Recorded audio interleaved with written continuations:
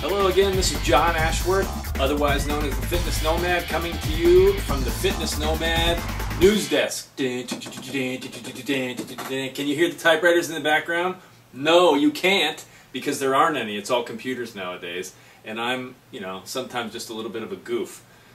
All of that, hopefully, just to get your attention. Today, part 3 of the series, How to Get a Gut. So, I'm sure you've all been anxiously awaiting on number 3.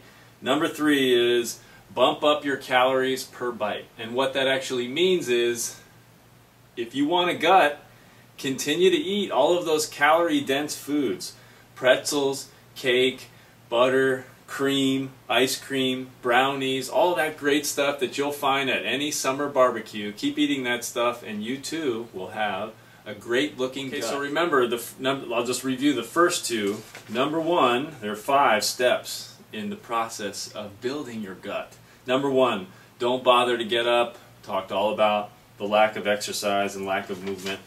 Number 2, keep eating as much as you ate in your 20s. And number 3, bump up your calories per bite. Kind of goes with number 2, because if you think about it, when you were in your 20s, when you were younger, you could eat anything you wanted and get away with it. Well, as we all continue to age, guess what? We become wiser and realize that eating like we ate in our 20s is no longer possible. So, I've got a few things here that I want to go over in relation to this. Barbara Rolls, a professor in nutritional sciences at Pennsylvania State University, has done some research on all of this, and they've done a series of short-term studies. And without going into all the boring details of those studies, some of which I will cover in more detail on my blog, the bottom line is this. What we have done inside the Be a Fitness Nomad site is build a system that allows you to eat perfectly balanced meals that are low in fat and high in fiber and high in whole grain, whole foods type things. And you know what that does? It just keeps coming back to this, people. You really can eat more and weigh less. And what I mean by that is when you substitute these calorie-dense foods, all the ones I mentioned at the start of this, all these ones we love with all the sugar and garbage in them, for things like vegetables and whole grains, those vegetables and whole grains, particularly the vegetables, are full of, they got a lot of water in them. So you can eat a lot more of those that come with less calories, and at the same time, with all the fiber, you're going to feel more full. And you're going to feel satisfied. Stop feeling like in order to eat healthy, all the taste and enjoyment of your food has to go away. It doesn't have to. And if you join the Be a Fitness Nomad membership site and take advantage of all of the great recipes and meal plans that are in there, you will see that I am right. So I challenge you to do that. Let me just show you an example of what I'm talking about. This is a terrific book. Dr. Shapiro's Picture Perfect Weight Loss. And what I really like about this book is it's very visual. And what it does, generally speaking, is it takes you through and it just compares, here's this meal, and here's a healthier meal, and look at how much more food that you can actually have. So in this example, I'm going to see, since I don't have a cameraman behind the camera, not yet. Once we go big time, maybe I can afford my own cameraman.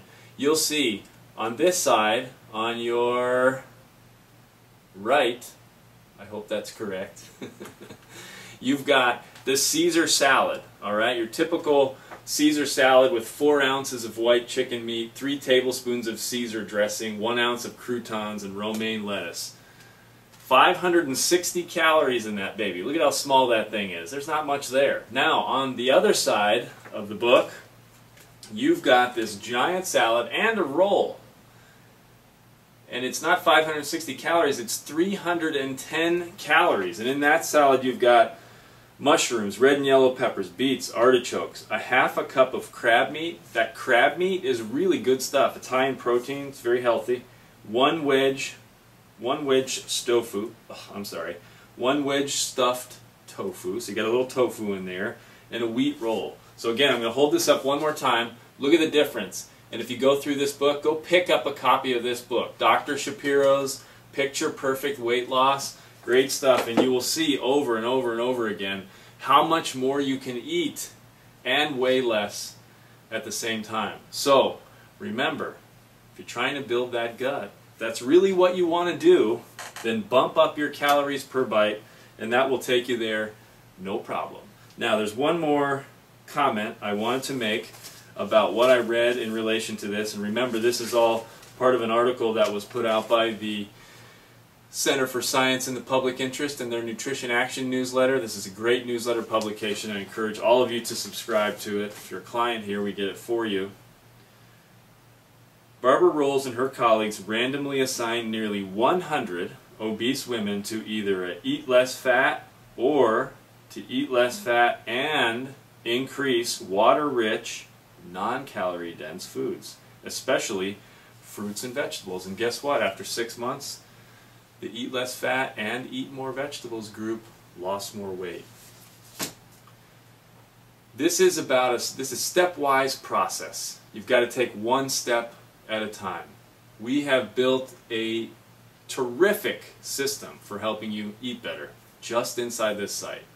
If you'll just take advantage of that and set a goal to say, you know what, I'm going to eat as many of these meals that John and Sarah have put together in this site as possible each week, and start walking regularly, even exercising regularly in some capacity, you are going to make terrific progress. So, one last note, I have started what I call the Fitness Nomad, or what is the Fitness Nomad's Manifesto. So be sure you check that out on my YouTube channel. This is John Ashworth, otherwise known as the Fitness Nomad, signing off for now.